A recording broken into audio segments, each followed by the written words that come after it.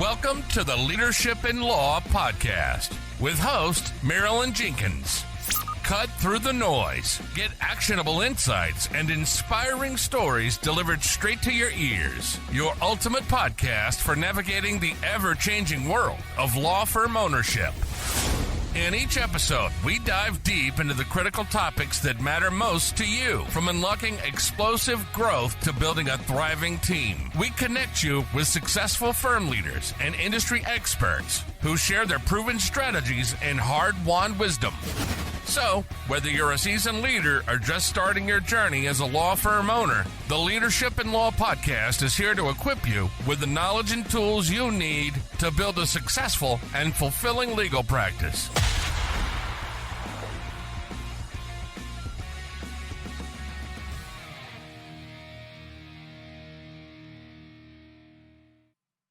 Welcome to another episode of the Leadership in Law podcast. I'm your host, Marilyn Jenkins. Please join me in welcoming my guest, Ross Pitcoff, to the show today. As the managing partner at Pitcoff Law Group, Mr. Pitcoff has spearheaded the firm's recent tremendous growth, earning the firm the prestigious Law Firm 500 award in 2023, while officially ranking as the 11th fastest-growing small law firm in the country. This notable achievement is a testament to Mr. Pitcoff's exceptional leadership, commitment to excellence, and passion for delivering exceptional legal services to his clients. In addition to his legal practice, he is a highly sought-after speaker, sharing his insights and expertise on topics related to commercial business practices and alternative, if I can speak today, dispute resolution. Welcome to the show, Ross. I'm happy to have you here today. Likewise, and thank you very much. It's very nice to be here.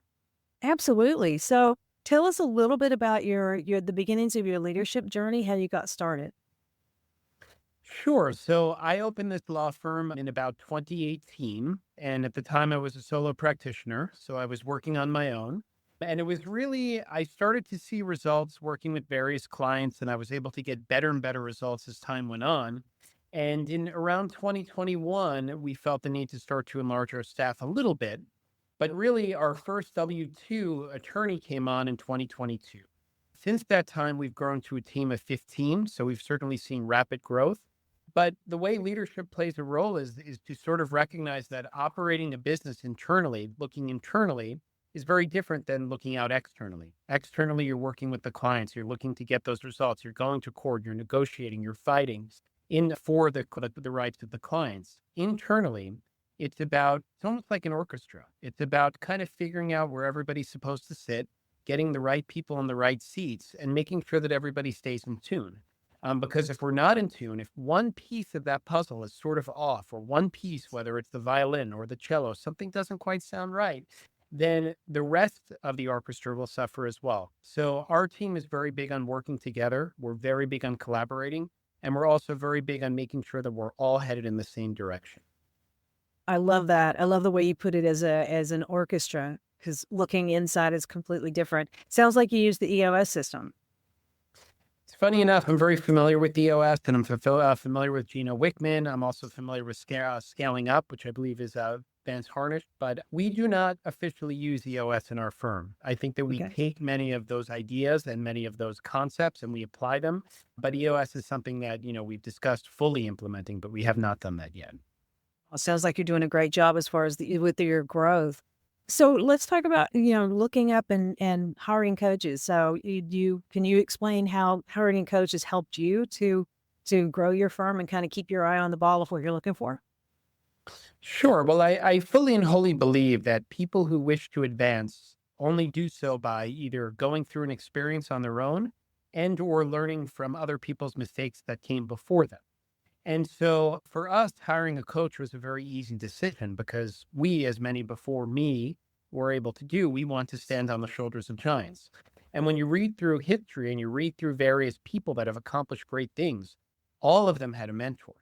And whether you have mentors that are alive or whether you have mentors from books that you're reading from 100, 200, 300 years ago, it really makes no difference. So I would say our first coaches, for me, it was the Stoics and Marcus Aurelius, and really beginning to take on those lessons. Of course, those weren't in-person meetings we had. But when we really got serious about the firm, and it was really for me late in 2022, I said I needed to make a change. And so I found coaches that were familiar with not only just business growth, but law firm growth. So we use a series of fractional advisors. We have a fractional CEO, a fractional CFO, a fractional COO, and now a fractional CMO. So we're beyond and through the roof. However, without that guidance and without those directives and the processes that we've taken from those fractional guide C-suites, we wouldn't be where we are today. And that's pretty impressive. 11th fastest growing law firm in 2023 that in the country. So that is impressive that you've been able to make that decision in 2022 and see that growth in the 2023 and beyond. That's pretty impressive. Thank you. And I expect that we'll have the same. We will be an award recipient this year as well. So we're looking forward for 2024. So we're looking forward to that. But I appreciate that. Thank you. Absolutely. Absolutely. So looking at, obviously, as you're bringing people in, the right butts in the right seats and everybody on the same page, what values and principles are you bringing, like maybe your mission statement to help keep everyone on the same page and what that guide you as a leader? Sure. So we do have, more so than just the mission statement, we do have our core values. And we actually make sure to have the core values posted on our website. So we invite everybody that applies for a role with our firm to really get to know us, to learn a little bit about us. I think one striking component of what we look for are people who not only have a passion for justice, who do want to fight for those that have been wronged, but are also able, capable, and wanting to express a level of emotional equanimity. And the idea is that balance becomes very important. And funny enough, it all goes back to the Stoics, the steady hand. But it is tremendously important for people in our profession, especially in the commercial space where it can be very volatile, dealing with third parties, dealing with other attorneys, going to court and having, disputes that are based on a lot of anger. I mean, there's certainly legal implications, but there's always a lot of anger. To be able to sort of absorb the energies of the clients and then to be able to keep the peace, keep things calm, assuage the client, hold their hand through this process. And then also with professionalism and with strength and toughness, be able to convey something to the alternative side. So when we're interviewing and when people, especially on the production side, attorneys and paralegals are looking to join the firm, those are some of the things that we're interested in learning about. And we explain that's what we're looking for here.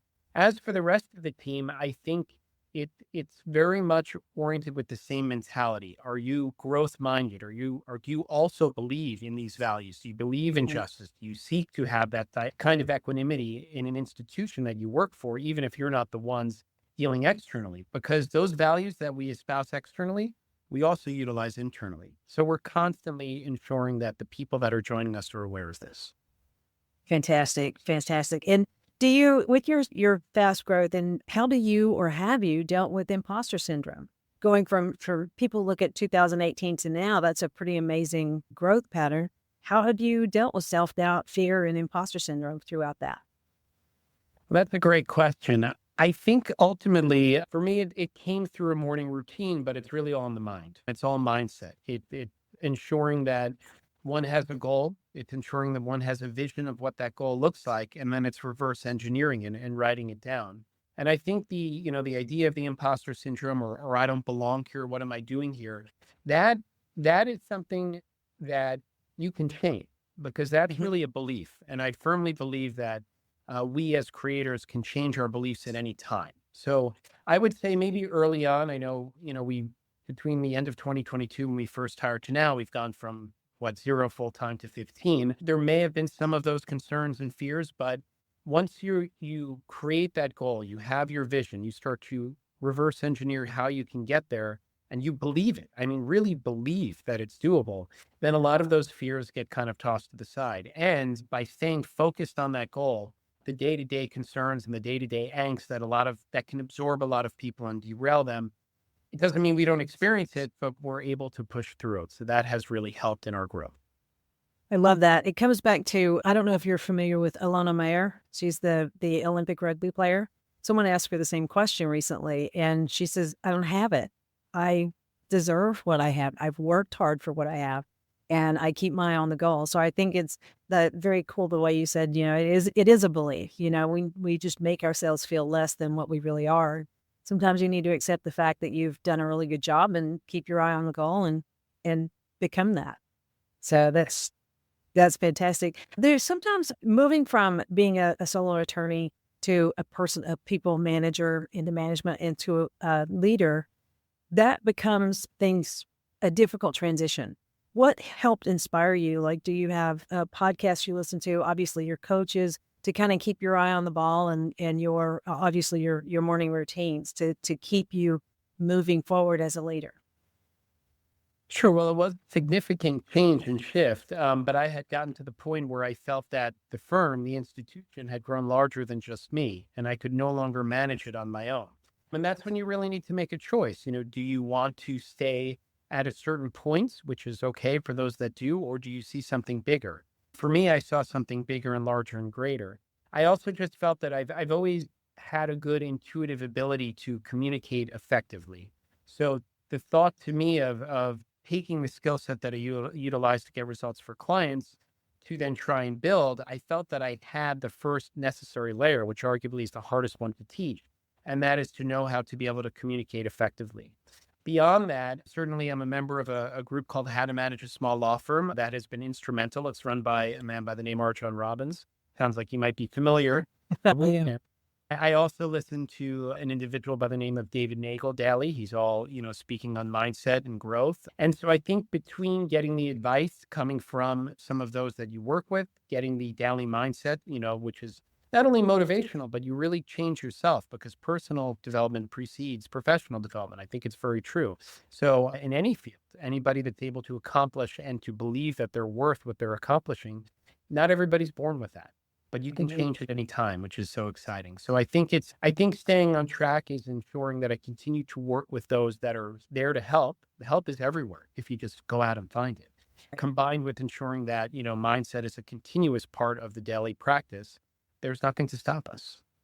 Fantastic. Now, I know that you have 3 locations and they're not super close together. So how do you keep the whole team on the same page as far as where you are growth-wise, goal-wise, customer service-wise? Do you have weekly meetings? Do you have layered meetings, like broken down into pods, that sort of thing? How does your communication structure look? What does your communication structure look like? Sure. Now that's a great question. We do operate predominantly virtually in all 3 states. Okay. So for us, we utilize Microsoft Teams and we're very active. So people are interacting daily. We do have different pods. We have a sales department. We have the production, the legal team, the attorneys. We have partners. We have paralegals. We have legal assistants. And so there's meetings constantly taking place. And then Fridays, the full team gathers and meets together and we'll talk about something of value in imports. And then the rest of the team drops off while the production team sort of goes through the full case list. So I would say that the team is constantly in contact and arguably more so in touch than a team that every day is fully together in one office location. So we've managed to sort of shatter any kind of limiting thoughts or beliefs that you can't really operate in a virtual setting across different states. It's very doable, and we ensure that we do things well. And we do ensure we make time for in-person sessions as well. Wow, that's very good because that's always one of the things is, okay, how many, just too much meetings, but I think the pod structure and for anybody who's listening that don't get that is we experience some clients, and I've got some people I network with that they have a certain number of clients and literally a full structure for every 20 clients or every, that sort of thing. So you can break down into the ideas or the specialties, and that would be one reporting structure to get all the communication together. So that sounds very interesting that you're doing that, and it's very effective across different state lines. I think it is. And then, of course, it's important that there are agendas for the meetings and that those agendas tie into ultimate key performance indicators, which the firm does keep track of. So if everybody knows and partakes in what what we want to accomplish as the collective, it affords the people running the meetings to make those meetings as efficient as possible because you're always gravitating towards something, which all comes back to the idea of having goals. I think one potential mistake organizations can make, especially at a smaller level, is having tons and tons of meetings, but really lacking direction and efficiency. And, wheels start to spin, and what initially was even going to be spoken about is not talked about at all, or it's kind of tossed to the side, and then progress is not made. So it's ultimately also so important to have an agenda, which is tied to key performance indicators. That is a good, very, very good point. Very good point. So with your growth, and with going from one employee to 15, how do you handle your work-life balance? Do you have hobbies? Do you have, how do you handle it? That's a good question. I think there was a time where, in each iteration of growth and change, I find that I wind up changing myself. And that's a very important component of any entrepreneur in a business that's growing. You sort of have to keep reinventing yourself to accept, jumping all into the new 20% that's going to get you 80% of the results. And so early on in a change, there is a lot of work, but I find that for me, it's waking up early, getting to the gym, doing my affirming and visualizing in the AM. And as we've sort of grown, I've managed to delegate more and more work. And the more I'm able to delegate to people that are a part of our process, who understand our goals, who want to be a part of that collective success, it actually gets easier. And so you hear people talk about, you think, well, it's going to get harder and harder and harder. The more you grow, the harder it gets. That's not really so true. We're finding that the more organized you get, the more policies and procedures that are finished, the more people that are sitting in the right seats, getting great people that are a part of this exciting organization, you become more in harmony. You're more in tune as a whole. And as that orchestra grows, so long as we're all headed in the same direction, it's not necessarily so much harder. It's just the only thing that one might feel is the recognition of responsibility. But with great things come great responsibilities. So we're okay with that. Well said. Yeah, absolutely. I love the way you phrase that. So thinking about what you did building the legal empire at 39, what lessons in leadership and ambition did you learn? It's a great question. I think the biggest thing about being a leader is being able to recognize that, number one, you never know what's going on in somebody's head, in somebody else's head. You always want to ensure that you're mindful that everybody's a human being, no matter what role they're in, whether they're an administrative assistant, a receptionist, a legal assistant, or an attorney, a partner. We're all humans. So I think as a leader, it's imperative to treat everybody equally. And that's what we do here. I can recall personal experiences of being at other law firms where, frankly, there was a very clear hierarchy. And if, there was even, in the past, I remember being somewhere where all the attorneys for lunch would sit on one side and the rest of the staff would sit somewhere else. And this clear sort of distinction. And it always bothered me internally. I thought that just doesn't feel right. So I think that's the biggest thing that I've tried to bring to this institution is we're all part of the collective. We're all here together. Each of us plays a role that leads towards the better whole. So that certainly has been the most important, I think, portion of leadership that I've taken to heart.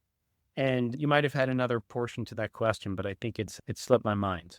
No, that's that. I'm going to move on to saying, asking a question just after that. How do you instill your leadership goals or your leadership strategy? I'm not sure what word I want to use there, to the people beneath you, right? And I don't mean it beneath you, but, to your team, because eventually, as you continue to grow, your leadership skills are going to be different. You're going to be in a different position. You're going to need those people to take over more of the leadership roles. How are you delegating that down?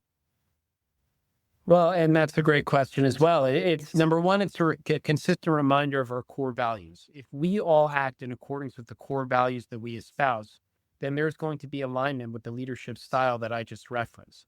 And as we continue to grow, more and more people will fill seats where they will have more and more authority over a growing number of individuals.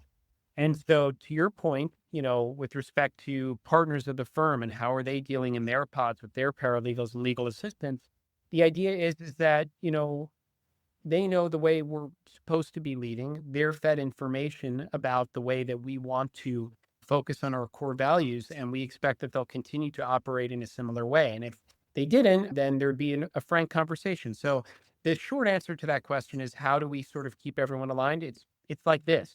It's having just very open and direct and frank conversations. And the last piece of this is, I think you can be very direct, but be kind. You can be strong, but you can be decent. And that's something that we utilize internally. And that's frankly the way we also act externally when dealing with opposing counsel on behalf of our clients. I love that. So basically having your core values and everyone is bought into your core values and goals. Is there, looking back at your journey and people who may be listening, what would you like them to have their biggest takeaway from this? It sounds cliche, but number one is be kind. It's really be kind. If you want to be a leader, if you have the excitement and the motivation and the ambition to lead a team, number one is that you need to learn to be kind. And then if you already have the kindness gene and you're not concerned about that, then it is finding the strength and the will to have hard conversations. So you need to learn to get comfortable being uncomfortable. But if you can take kindness, you can take directness, and you're able to iterate and explain and communicate with people in a way that makes sense, so provide clarity to them, those are the necessary and important ingredients to having a successful leadership model. I love that. That's great. That's fantastic. And I know that the audience is probably going to want to reach out to you, connect with you, just to, see where you're at and where you're going. Where would be the best place for them to connect with you? Sure. So we're all over social media, for better or for worse. Our website is pitcofflawgroup.com. That's Pitcoff lawgroup.com. My email is Ross@Pitcoff Law Group, and our number is 646-386-0990. Fantastic. I'll make sure that all that's in the show notes. And this has been a great conversation. I really appreciate you taking the time to join us here and talk about your leadership journey. Sure. Thank you so much for having me. Thanks for joining me today for this episode. As we wrap up, I'd love for you to do two things. First, subscribe to this podcast so you don't miss an episode. And if you find value here, I'd love it if you would rate it and review it. That really does make a difference in helping other people to discover this podcast. Second, you can connect with me on LinkedIn to keep up with what I'm currently learning and thinking about. And if you're ready to take the next step with a digital strategist to help you grow your law firm, I'd be honored to help you. Just go to lawmarketingzone.com to book a call with me. Stay tuned for our next episode next week. Until then, as always, thanks for listening to Leadership in Law Podcast, and be sure to subscribe wherever you listen to podcasts so you don't miss the next episode. Thanks for joining us on another episode of the Leadership in Law Podcast. Remember, you're not alone on this journey. There's a whole community of law firm owners out there facing similar challenges and striving for the same success. Head over to our website at lawmarketingzone.com. From there, connect with other listeners, access valuable resources, and stay up to date on the latest episodes. Don't forget to subscribe and leave us a review on your favorite podcast platform. Until next time, keep leading with vision and keep growing your firm.